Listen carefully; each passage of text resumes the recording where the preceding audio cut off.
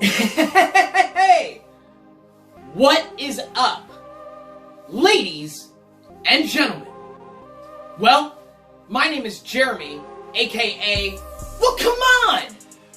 It's your boy, IPG, Red, Purple, Gold. Now, before we get into this brand new episode today, I just wanted to be able to take this time to let you guys know to subscribe to the channel if you haven't had a chance to do so already, because I would love to have you as part of the family. Also, take just a couple seconds, like the video, give it that thumbs up, because it definitely does help. In addition to that, right down there below us in that comment section, make sure to leave any comments that you guys might like to, because it's definitely the best way to be able to get that dialogue started back and forth.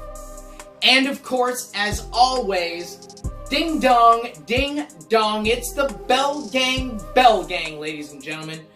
You know how I love to say it each and every time, but it's my favorite way to be able to remind you guys to hit that notification bell so that every time I put up a brand new piece of content, you'll be the first to be notified, and then you can be able to take in that content whenever you would like. Well, ladies and gentlemen, I'm so excited to be back with another new episode. And if you guys remembered from my very last episode, oh, come on, don't whine, Wine Weekend.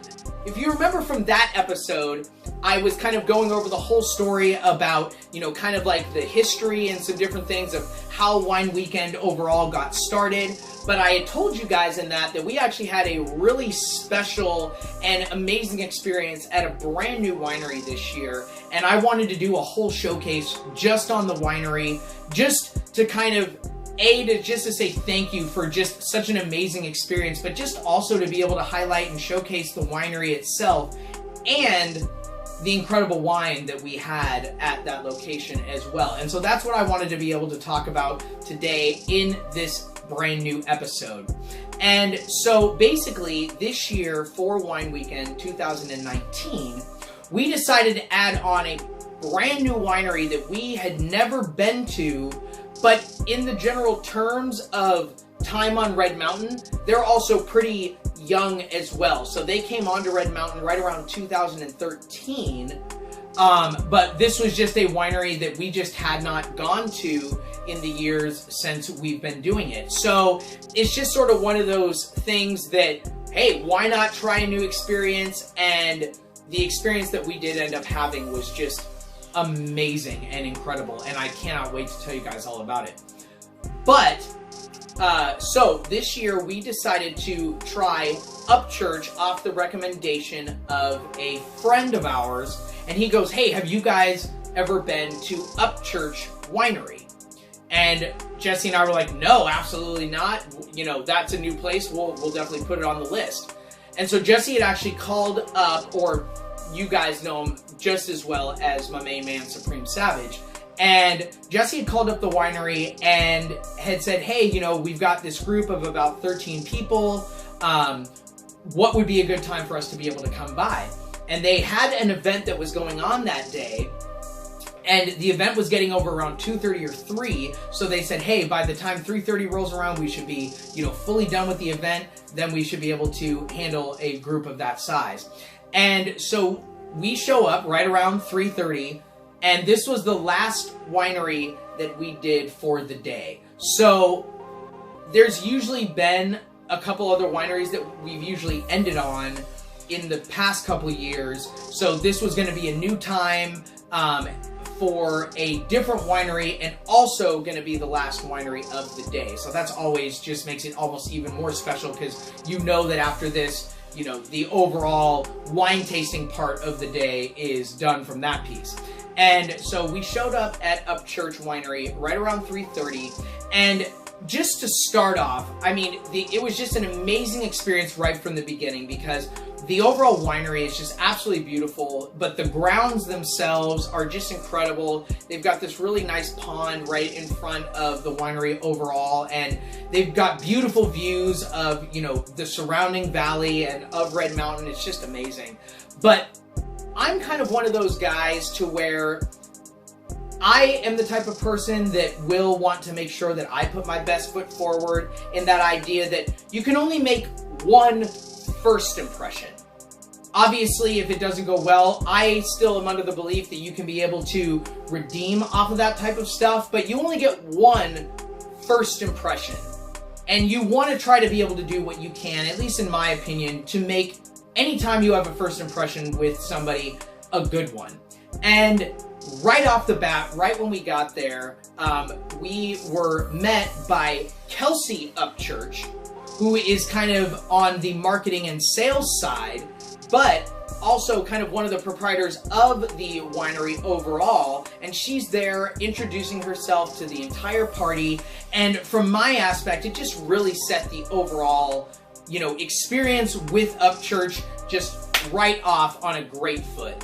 And that's just that little extra level of service. Not that she needed to do that, but she did, and it was just incredible. And it was something that just was such a great start for what turned out to just be an incredible rest of the afternoon. But she had introduced herself to the whole group and then had taken us inside to the winery.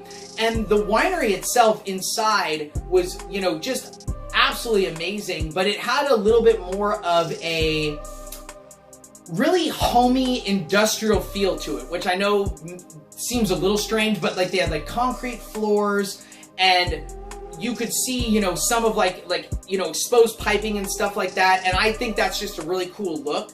But yet at the same time, the way they had the winery overall set up and just the ambiance and the feel was so homey, and it just felt so warm and inviting as well.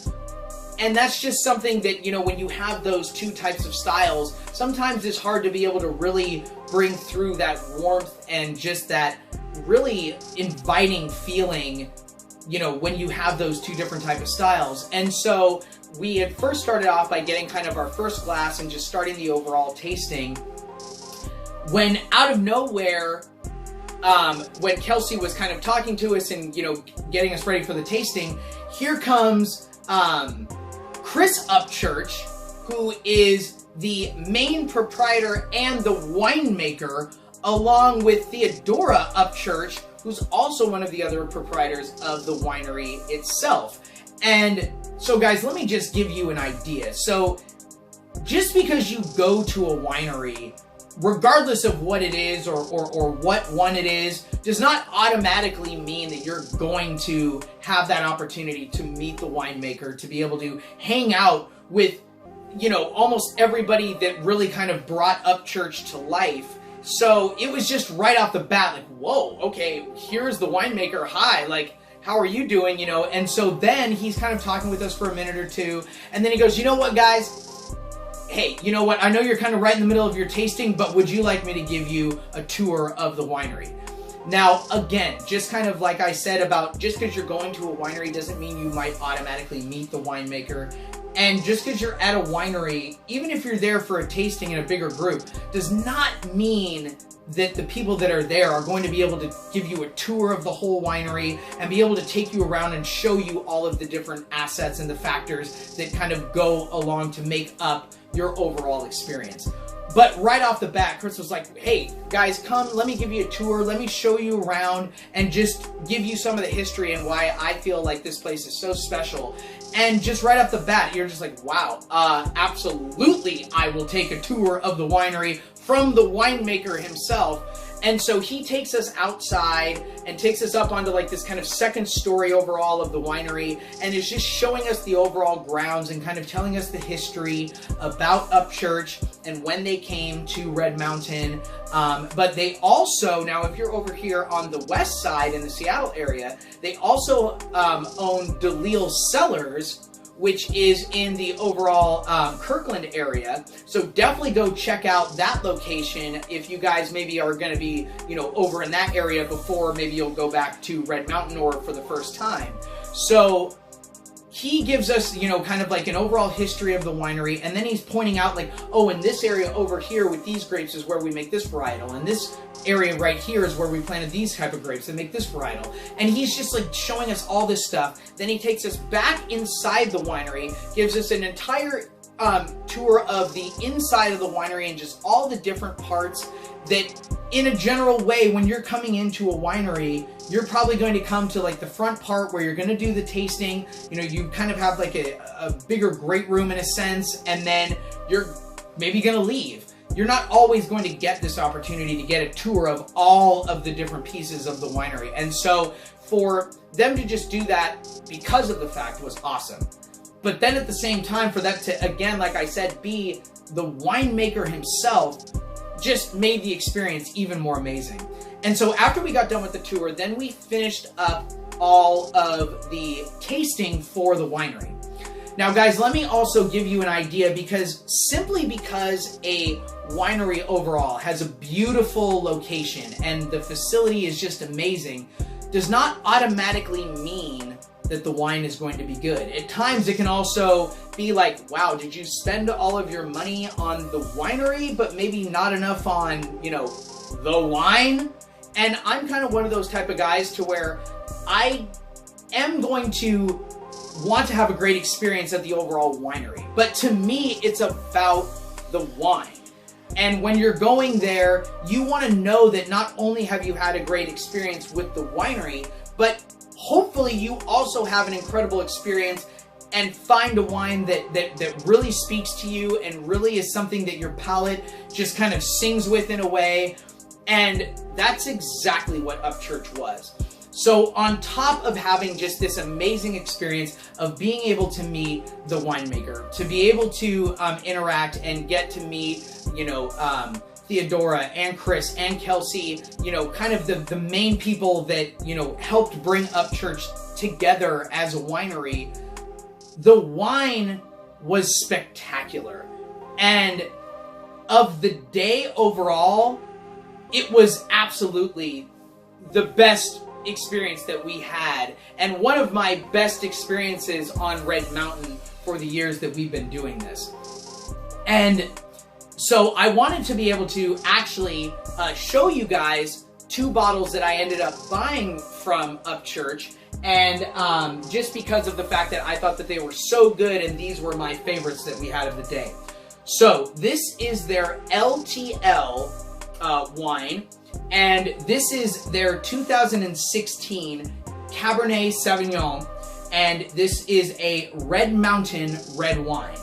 Now, Cabernet Sauvignon is sort of a little bit more on the line of like a Syrah, so it's going to be really full-bodied, it's going to have really bold and big flavors, but a Cabernet Sauvignon in a general way might not have so much of that really strong boldness like a Syrah might, but it's definitely going to be a lot more of a whole wine than maybe something like a Merlot, which is going to be a little bit easier on the palate. It's going to have a little bit maybe more, not sweet notes in a sense, but it might not have as bold of flavors in a general way. But the thing that's cool about Cabernet Sauvignon is that you can drink it as trying to be able to find that experience where it's a really good wine to be paired with a heavy meat meal. So something like a steak, or, you know, maybe ribs, something like that. Something where where there's a lot of flavor involved, and having something like a Cabernet Sauvignon can really just enhance and just make your taste buds explode with how much more it can bring to that type of a meal.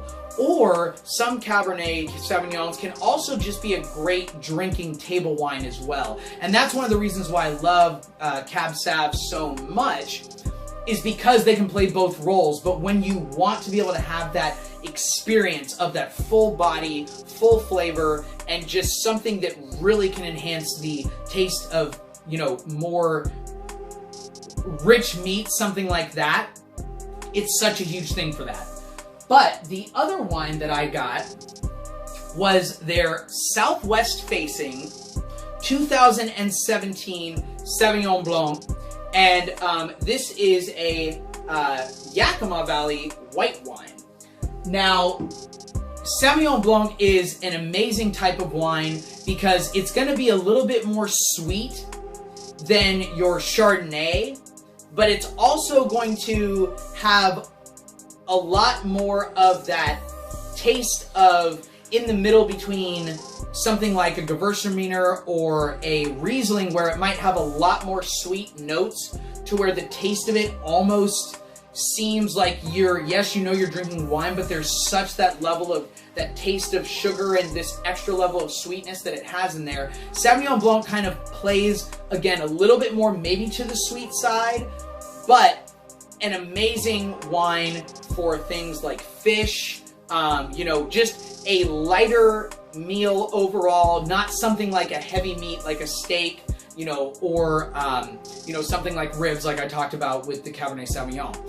But with the Sauvignon Blanc, I love that type of wine because if you don't want something that's really dry like a Chardonnay, but you don't maybe particularly want to have something really sweet like a Gewürztraminer or maybe even a rosé, that it's that perfect blend where you're going to have some of those sweet, crisp tastes, but it's not going to be so much so that this is basically now a dessert wine. But those were the two bottles that I ended up getting from Upchurch, and again, the experience that we had was so incredible, but the wine itself was also amazing. And that is just something that you're not always going to find either. Sometimes you might have an amazing wine, but the facility or just the winery itself is nice, but it's nothing you've never seen before. But then other times, you might have a winery that looks like a freaking castle, and yet their wines are kind of, they're subpar, they're okay, but you're like, whoa, how is your place so gorgeous and massive, but your wine is just, it's all right, you know, that type of thing. And so once we got done with the tasting, on top of that, then they were just hanging out with us for like, literally we got there at 3:30. We didn't leave until like 5:30, almost 6 o'clock at night, and just hung out with them the entire time. And by the end of it, after we'd gotten done with the tasting and we're just kind of all relaxing and hanging out with everybody, myself and some of the other guys that were there with us on the trip, we were talking with Chris for like 30 minutes where we were talking about like the Sounders, we're talking about Seahawks, we're just talking about sports in general and all sorts of stuff, and just some of his like fun stories from just, you know, things that he had experiences with, you know, with DeLille and with Upchurch and just at the wineries. And so just that level of just intimate one-on-one, like, yes, of course there was a big group of us, but it felt like you were getting this just, it was just you. It was this private event, and they were there to be able to cater to everything that you guys wanted to know. So if you had questions, they were willing to answer them, all of these different things. And one thing I forgot to mention, so now I don't know how well this will pop up on the video, but as you can see right here, Chris also signed every one of our bottles as well. And again, now I have had that experience before where I have had the opportunity to meet a winemaker and just to be able to kind of have almost like a one-on-one with them, like, oh man, like tell me about all this stuff, because wine for me in a general way is so fascinating. But again, for this whole experience to be our last winery and for them to basically give us a private event for like 2.5 hours was just amazing. It was so above and beyond what they needed to do, and they really showed us one of the best times that I have ever had at a winery over all of the wineries that I've been to, over all of the years that we've been doing Wine Weekend, and of all of the different areas where I've experienced wine. So, you know, going to Red Mountain all the time, coming over to Woodinville and doing the wineries that are on the west side here in the Seattle area. Also checking out the Walla Walla wines, which are also, they have some incredible wineries over there and some amazing wines. You know, I probably have like a top 5 either red wine glasses that I've had or bottles. I will say probably 2 or 3 of them are from Red Mountain. One of them is definitely from the Walla Walla area, and then, you know, you might have another 1 or 2 that were over here from Woodinville. But just that overall experience was incredible. And I remember when actually we got back after we had left the winery, I was telling everybody that were there, and like I said on the last video, we actually had 3 people at this year's wine weekend that were brand new to wine weekend. They'd never been before, they'd never been to Red Mountain, and for that to be their first experience with Red Mountain overall, I was telling everybody, I was like, you guys, that's legitimately a once in a decade type of experience for that level of a private event, in a sense, where we were not going there for a private event, but it basically turned into being that, to being able to meet the winemaker, to be able to meet Theodora and Kelsey, for basically the entire family of the winery to be there all at once, and for them to give us that level of attention was just beyond mind-blowing. And I just wanted to be able to thank Chris and Theodora and Kelsey all together, but individually, for showing us such an amazing time and for allowing us to just have an incredible experience, and one that at least myself, and I'm sure everybody that was there on that wine weekend for 2019 will never ever forget. So you guys, thank you so much for all of your warmth, your hospitality, and just an incredible experience overall, and some amazingly beautiful wine on top of that. So guys, thank you so much for everything, for making that one hell of an experience. Well, you guys, you know where you are right now. You are here, locked, live, on the channel, with your boy, IPG, Red, Purple, Gold. So until I come with the next episode, you know where to keep it locked, right here. Peace.